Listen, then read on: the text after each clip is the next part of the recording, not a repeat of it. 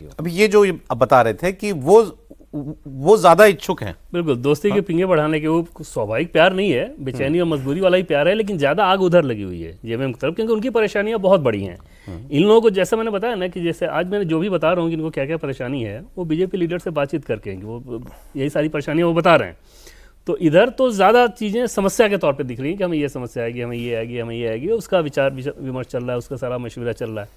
उधर उतना नहीं है।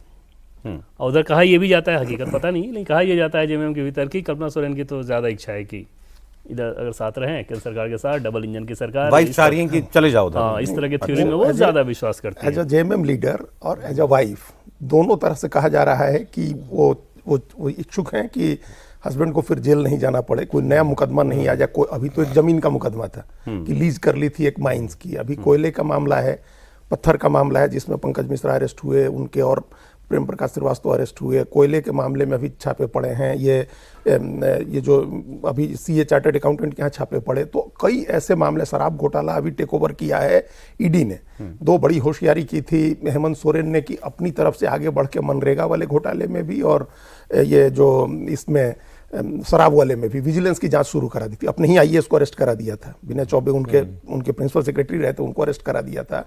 अब वो ईडी ने टेक ओवर कर लिया उस मामले को भी। तो उनकी मुश्किलें कई मामलों में ऐसे हैं। तो एक ये कहा जा रहा है कि वो राहत वहाँ मिल जाएंगी उनको। और ये बात ठीक कह रहे हैं देवेंद्र जी ने कहा कि वो कौन आए दिल्ली, इस बात की भी चर्चा शुरू हो गई है, कौन आए दिल्ली। तो ये हो सकता है कि गुरुजी शिबू सोरेन की सीट राज्यसभा की खाली हुई है, अगली एक राज्यसभा मिल जाए, कल्पना सोरेन राज्यसभा से के रास्ते दिल्ली आ जाएं। वो 4-5 भाषाएं जानती हैं, अंग्रेजी, हिंदी, उड़िया, संथाली सब जानती हैं, तो वो राजनीति करें। इसमें एक और एंगल है कि बीजेपी की एक राज्यसभा जा रही है और वो राज्यसभा मिलेगी नहीं। जो पूर्व प्रदेश अध्यक्ष थे दीपक प्रकाश, उनकी राज्यसभा खत्म हो रही है अगले साल, और अभी जो पोजीशन है अगर ये चेंज नहीं हुई तो उनको राज्यसभा नहीं मिलेगी।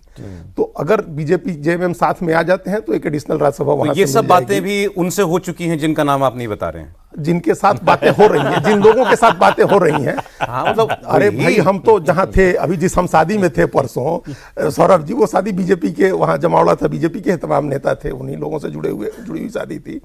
तो वहां तो पोर्टफोलियो बट रहे थे कि बीजेपी के कौन 4 लोग शपथ लेंगे और उनको कौन कौन सा पोर्टफोलियो मिलेगा। हमने कहा कि अच्छी बात है ये तो आप, और कल्पना सोरेन दिल्ली जाएंगी तो उनको कौन सा पोर्टफोलियो मिलेगा, ये सब चीजें वहां चर्चा में थी। देखिए मैं वोट लेने वाला हूँ, ये काम होगा कि नहीं इसमें होगा। एक अदृश्य ताकत भी इन्वॉल्व है। अदृश्य ताकत तो है, ताकत है जो कि बहुत ज्यादा इन्वॉल्व है, वो भी नेगोशिएशन कराने में, बातचीत कराने में, वो सब उनको भी सूट करता है अगर ऐसा हो जाए। अदृश्य ताकतें होती हैं। 2010 का जैसे 9 का चुनाव खत्म हुआ दिसंबर में, अदृश्य ताकतें ऐसी सक्रिय हुई कि गुरुजी को ले आकर के मुख्यमंत्री बना दिया गया और रघुवर दास उप मुख्यमंत्री हो गए। ऐसी अदृश्य ताकतें उस समय सक्रिय, 6 ही महीने वो सरकार चली।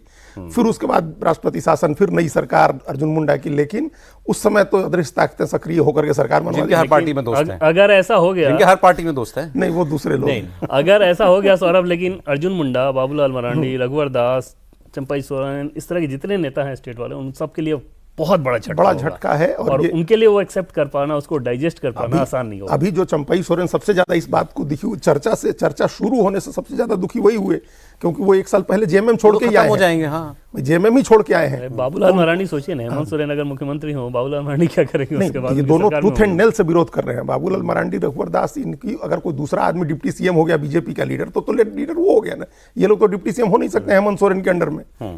नहीं, ये तस्वीर बिल्कुल जो है वेस्टर्न यूपी जैसी है। वहाँ सरकार नहीं है जयंत चौधरी की, लेकिन बीजेपी के जाट नेता बिल्कुल नहीं चाहते कि जयंत चौधरी साथ में रहें। सब विरोध कर रहे हैं कि जयंत चौधरी से नाता तोड़ लेना चाहिए, लेकिन टॉप लीडरशिप का मानना है कि जयंत चौधरी को साथ रखने से फायदा है।